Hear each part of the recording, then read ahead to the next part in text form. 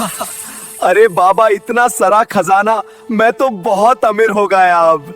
एक छोटे से गांव में राजू नाम का एक गरीब आदमी रहता था। उसके पास मिट्टी का एक घर और टॉमी नाम का एक वफादार कुत्ता था। हर सुबह वह अपनी थकी हुई टांगों के साथ जंगल की ओर निकल जाता, घंटों पेड़ों की टहनियाएं काटता, उन्हें गठरी में बांधता और बाजार में मामूली दामों में बेचकर वह मुश्किल से एक वक्त की रोटी और थोड़े से खजूर खरीद पाता। राजू की पत्नी संगीता खूबसूरत तो थी, पर उसकी जुबान तलवार जैसी तेज। वह गरीबी से तंग आ चुकी थी और वह अपने पति को एक नाकारा बदकिस्मत आदमी समझती थी। वह हर वक्त ताने देती, उसे नीचा दिखाती। एक शाम बहुत तेज बारिश हो रही थी। राजू भीगा हुआ, थका हारा, हाथों में लकड़ियों का गट्ठर लेकर घर पहुंचा, मगर घर के दरवाजे पर जो मंजर था उसने उसका दिल चीर दिया। संगीता आंखों में अंगार लिए तमतमाती आवाज में चीखी, निकल जाओ मेरे घर से, मनहूस आदमी, अब मुझे तुम्हारी कोई जरूरत नहीं। राजू सन्न रह गया, हल्की सी कांपती आवाज में बोला, संगीता, क्या तुम होश में हो? मैं जाऊंगा कहाँ? मेरा ठिकाना ही क्या है? संगीता चीखी, जहाँ मन करे जाओ, अपने कुत्ते टॉमी के साथ रहो, वह तुमसे ज्यादा काम का है। यह सुनकर राजू की आंखें नम हो गईं। उसने अपना बोझ लकड़ियों का नहीं, दिल का उठाया और चुपचाप चल पड़ा। टॉमी उसके पीछे चुपचाप चल रहा था, जैसे वह समझ रहा हो कि उसके मालिक का दिल आज बुरी तरह टूट चुका है। गांव के आखिरी छोर पर पहुंचे तो राजू एक पुराने बेर के पेड़ के नीचे बैठ गया। उसकी आंखें आसमान की तरफ उठीं। ऐ खुदा, उसने फुसफुसाया, मेरे पास इस वफादार कुत्ते के अलावा कुछ भी नहीं बचा, तू ही मेरा सहारा है। बस वहीं से एक ऐसी कहानी की शुरुआत हुई जिसकी तसव्वुर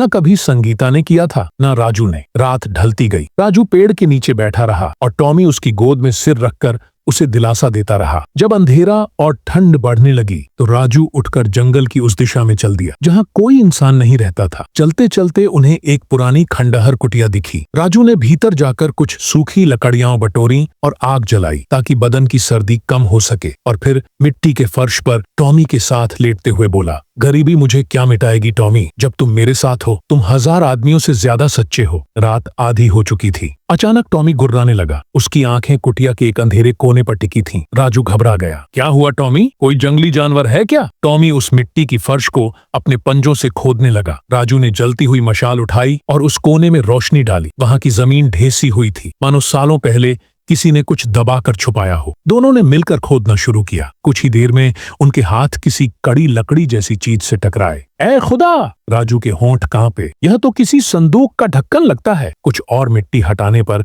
एक पुराना लोहे की पट्टियों से बंधा हुआ संदूक नजर आया, इतना पुराना कि किनारों पर काई और मिट्टी जम चुकी थी। कांपते हाथों से राजू ने उसका जंग लगा ताला तोड़ने की कोशिश की। पहले ताला नहीं हिला, पर जब उसने पत्थर से जोरदार वार किया तो ताला टूट गया। राजू ने संदूक का ढक्कन उठाया और अगले ही पल उसकी आंखें चमक उठीं। संदूक सोने के सिक्कों, कीमती अशर्फियों, भारी हारों और पुराने जमाने के बेशकीमती गहनों से भरा हुआ था। उसके होंठ कांप गए। क्या यह सपना है या खुदा ने मेरी पुकार सुन ली? वह घुटनों के बल बैठ गया, आंखों में आंसू भर आए। उसी रात से किस्मत का रुख बदल गया। राजू जो कुछ नहीं था अब इतना आमिर बन चुका था कि दुनिया उसे सलाम करे। अगली सुबह सूरज की पहली किरणों के साथ ही राजू जाग उठा। रात भर की बेचैनी अभी भी उसकी आंखों में बाकी थी। उसने उस चमचमाते खजाने को ध्यान से देखा, फिर गहरी सांस लेकर बोला, इस दौलत को जितना छिपा कर रखूं उतना बेहतर है। दुनिया की नजरें नफरत भी लाती हैं और लूट भी। उसने संदूक को वैसा ही बंद किया, मिट्टी से ढक दिया और बस थोड़े से दिरहम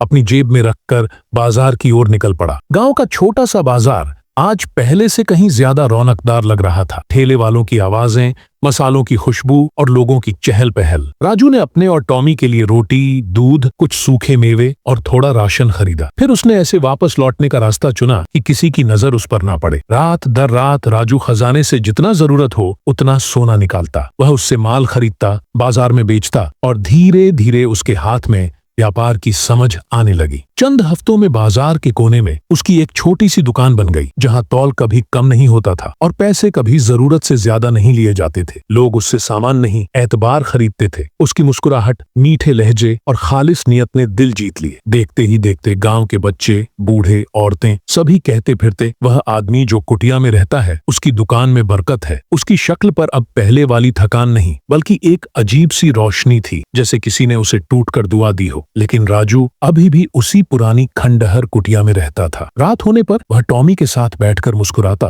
और कहता, मेरे दोस्त, किसी को यह पता नहीं कि गांव का सबसे अमीर आदमी मिट्टी की कुटिया में एक कुत्ते के साथ रोटी बांटकर खाता है। दौलत अगर दिल में उतर जाए तो आदमी बेकदर हो जाता है, और मैं ऐसा नहीं बनूंगा। दिन बीतते गए। ईमानदारी ने राजू को ऊपर उठाया और बरकत ने उसके घर की दहलीज पहचान ली। कुछ लोग उसकी तारीफ करते, कुछ जलते, मगर सब उसकी तरक्की पर हैरान थे। और इन सब के बीच कहीं दूर एक औरत हर रात उसे देखती थी, संगीता, वही औरत जिसने उसे घर से निकाला था। अब ताल्लुकात टूट चुके थे, तलाक उसके हाथ में था और पछतावा उसकी आंखों में जलता अंगारा बन चुका था। वह औरतों से पूछती, क्या यह वही राजू है जो लकड़ियां बेचता था? और जवाब मिलता, हाँ, हालात बदलने वाले खुदा को सलाम, अब वह ताजगी से भरा ईमानदार व्यापारी है। संगीता के दिल में हर रात एक सन्नाटा उतरता, काश मैंने उसे पहचाना होता। एक रात जब राजू दुआएं पढ़ चुका था और पुरानी किताब के पन्नों में खोया हुआ था, अचानक दरवाजे पर दस्तक हुई। टॉमी फौरन सतर्क हो गया। राजू ने दरवाजा खोला। बाहर संगीता खड़ी थी, चेहरा मुरझाया हुआ, आंखें पछतावे से भरी हुई। उसने धीमी आवाज में कहा, हेलो राजू। राजू ने उसके चेहरे को गौर से देखा। वहां ना घमंड था,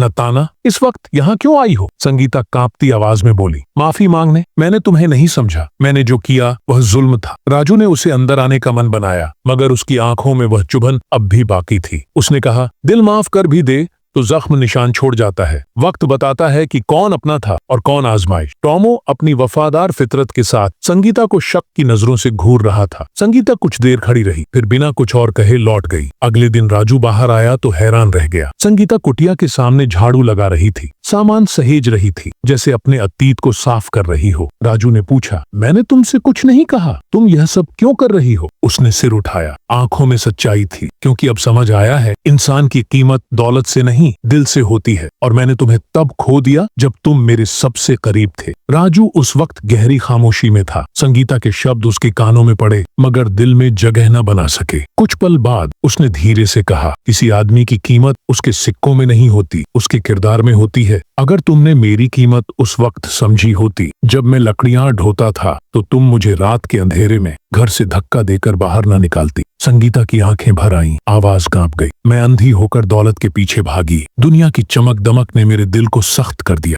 आज मैं अपनी करने की सजा भुगत रही हूँ। क्या मेरे लिए एक और मौका है? राजू ने उसे देर तक देखा, वह नजर जिसमें दुख था पर कोई शिकायत नहीं। फिर वह बिना एक और लफ्ज कहे कुटिया के अंदर चला गया। दरवाजा धीरे से बंद हो गया। वह अपनी पुरानी चटाई पर बैठा और खुद से पूछा, क्या यह औरत सच में तौबा करने आई है, या फिर उसकी नजर मेरे पास की दौलत पर है? उसे वह रात याद आई जब उसे घर से निकाल दिया गया था, जब उसके पास ना कोई ठिकाना था, ना कोई इंसान सिवाय टॉमी के। उसी वक्त टॉमी अंदर आया, अपने मुंह को राजू की जांघ पर टिकाया, जैसे कह रहा हो, जो औरत गरीबी में कद्र नहीं की, अब पैसों के लिए कद्र करने आई है। राजू ने उसके सिर पर हाथ फेरा और बुदबुदाया, मेरे घर में जगह उसी की है जिसने मेरे अंधेरों में मेरा साथ दिया। राजू शांत आवाज में बोला, हम दोनों के बीच जो रिश्ता था वह अब खत्म हो चुका है। मैंने तुम्हें माफ कर दिया है, लेकिन टूटी हुई चीजें फिर जुड़ तो जाती हैं, मगर वैसी नहीं रहती। संगीता के होंठ कांपे। वह धीमे से बोली, अगर आप चाहें तो मैं एक नौकरानी की तरह यहाँ रह जाऊं, बस आपकी सेवा करने के लिए।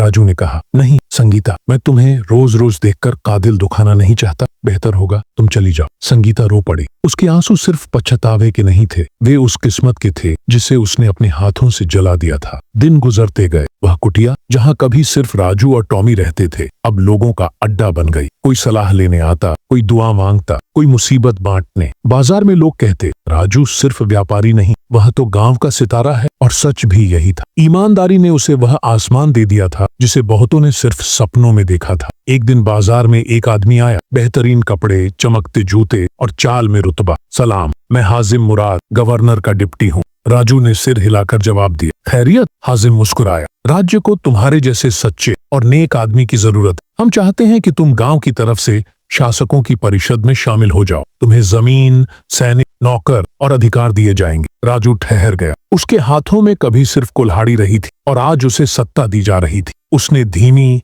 मगर ठोस आवाज में कहा, मैं वह आदमी हूँ जिसने मिट्टी में रातें गुजारी। हुकूमत का बोझ अगर जरा भी टेढ़ा हो जाए तो इंसान जालिम बन जाता है। मैं अभी खुद पर पूरा यकीन नहीं रखता, इसीलिए यह पेशकश ठुकराता हूँ। हाजिम हैरान रह गया। दुनिया दौड़ती है रुतबे के पीछे और तुम उसे ठोकर मार रहे हो। राजू मुस्कुराया, सत्ता के पीछे भागने वाला अक्सर अपने दिल को पीछे छोड़ देता है। जब तक मेरा दिल मजबूत ना हो जाए मैं किसी इंसान पर हुक्म नहीं चलाऊंगा। हाजिम के जाने के बाद हवा बदल गई। गांव वालों की निगाहें पैनी हो गईं, कानाफूसी होने लगी। यह वही आदमी है जिसे कभी उसकी बीवी ने निकाल दिया था, जो टूटे दरवाजे वाली कुटिया में सोया करता था। आज यह सबसे अमीर कैसे बन गया? और यहीं से असली इम्तिहान शुरू हुआ। दौलत कमाना मुश्किल नहीं, दौलत को दिल से दूर रखना असली हिम्मत है। बाजार की चहल पहल में एक आदमी था, जग्गू। बातूनी, चालाक और अंदर से जलन से भरा हुआ। वह रुई और मसालों की दुकान चलाता था और राजू की बढ़ती इज्जत और दौलत उसे कांटे की तरह चुभती थी। एक दिन उसने अपने दोस्तों से कहा, कसम से इस आदमी के अमीर होने में कुछ तो गड़बड़ है। मैंने खुद उसे एक रात गांव के पश्चिमी छोर पर एक पुरानी दीवार के पास खुदाई करते देखा है। लोगों की आंखें सिकुड़ गईं। संदेह की ठंडी हवा बाजार में फैलने लगी। जग्गू ने आग में और तेल डालते हुए कहा, उसे खजाना मिला है। हाँ, जमीन के नीचे दफन खजाना। तभी तो वह रातों रात अमीर बन गया। कुछ ही दिनों में यह अफवाह गांव के सबसे खतरनाक आदमी मोहन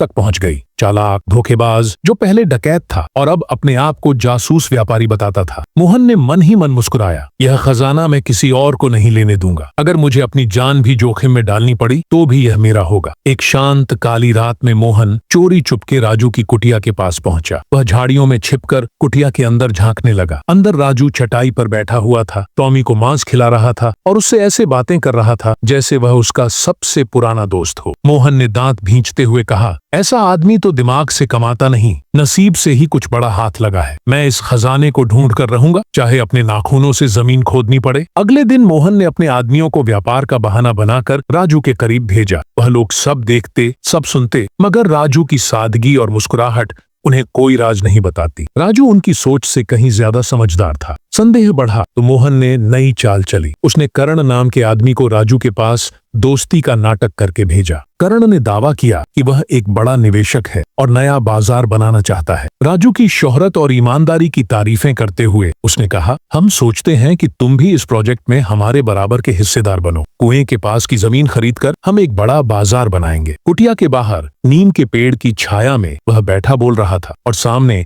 टॉमी करण को शक भरी आंखों से देख रहा था। राजू ने भौं उठाई, तुम्हारा असली साथी कौन है और मेरे पास आने का असल इरादा क्या है? करण ने जल्दी जल्दी कहा, मैं सच्चा हूँ और यह साझेदारी सबके सामने लिखी जाएगी। लेकिन राजू वह आदमी नहीं था जो चमकती बोलती बातों पर यकीन कर ले। उसने शांत लहजे में कहा, अगर तुम सच्चे हो तो छाया में क्यों आए? चलो रोशनी में बैठते हैं, लोगों के सामने, गवाहों के साथ, वहीं हम लिखावट करेंगे। करण का चेहरा सफेद पड़ गया। वह कांपती आवाज में बोला, क्या तुम मुझ पर भरोसा नहीं करते? राजू ने हल्की मुस्कान दी, मैं खुदा पर भरोसा करता हूँ और तुम रोशनी की तरह हो, दूर से अच्छे लगते हो, पास आने पर असलियत पता चलती है। उसने ताली बजाई। टॉमी तुरंत आकर उसके बगल में बैठ गया और करण को ऐसी नजरों से देखा जैसे वह कह रहा हो, यहाँ चालें नहीं चलेंगी। फिर राजू बोला, और सुन लो, तुम जिस खजाने के पीछे भाग रहे हो वह जमीन के नीचे नहीं छिपा, वह सब्र, मेहनत और याद में छिपा है। करण पत्थर की तरह ठगा खड़ा रह गया। फिर वह भागकर मोहन के पास पहुंचा और सब कुछ बता दिया। मोहन ने दांत पीसते हुए कहा, अगर खजाना अपने आप नहीं आया तो अब हम उसे जबरदस्ती लेंगे। उसी रात मोहन ने अपने 3 सबसे खूंखार गुंडों को बुलाया। उसने धीमी आवाज में कहा, आज रात सब कुछ खत्म। राजू का राज,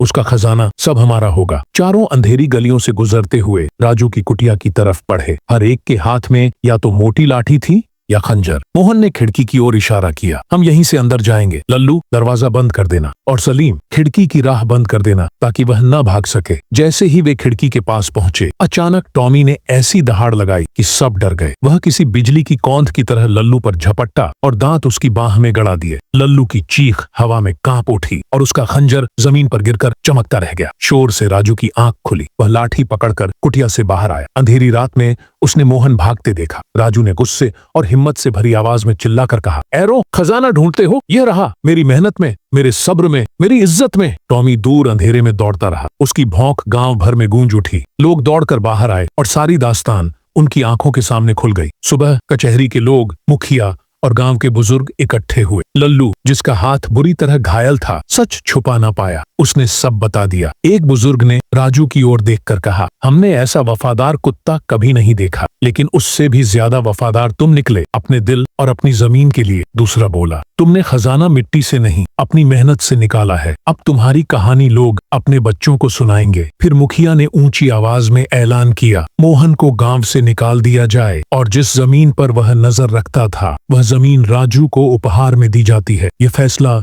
रिकॉर्ड में लिखा जाएगा। उस एक दिन में राजू ने जमीन भी जीती, गांव वालों का भरोसा भी और दिल भी। और टॉमी अब वह सिर्फ एक कुत्ता नहीं बल्कि वफादारी की मिसाल बन गया। राजू ने अपनी मिली हुई जमीन के किनारे छोटा सा बाजार लगाया। उसकी रोजी बढ़ती गई और नाम दूर तक फैलता चला गया। एक सुबह धीरे कदम रखते हुए उसकी पूर्व पत्नी संगीता वापस आई, चेहरे पर शर्म, आंखों में हिचकिचाहट। उसने धीमी आवाज में कहा, ए राजू, मैं मानती हूँ कि मैंने तुम्हारे साथ गलत किया। जिस दिन मैंने तुम्हें घर से निकाला था, मुझे नहीं पता था कि मैं अपनी ही जिंदगी की रोशनी बुझा रही हूँ। राजू कुछ पल चुप रहा, फिर उसने नरमी से कहा, संगीता, गरीबी इंसान का दिल तोड़ देती है, लालच उसे अजनबी बना देता है, लेकिन इंसान सीखता है, माफ करता है और फिर आगे बढ़ता है। संगीता कुछ कह पाती, उससे पहले राजू ने एक कदम आगे बढ़कर कहा, अगर तुम मेरे पैसे के लालच में आई हो तो वापस लौट जाओ, लेकिन अगर तुम उस आदमी को ढूंढने आई हो जिससे तुमने कभी मोहब्बत की थी तो दरवाजा खुला है और दिल भी। संगीता की आंखें भर आईं। उसने सिर झुकाकर कहा, कसम से मैं उसी राजू के लिए आई हूँ जिसकी कीमत मैं समझ न पाई। तुमने मुझे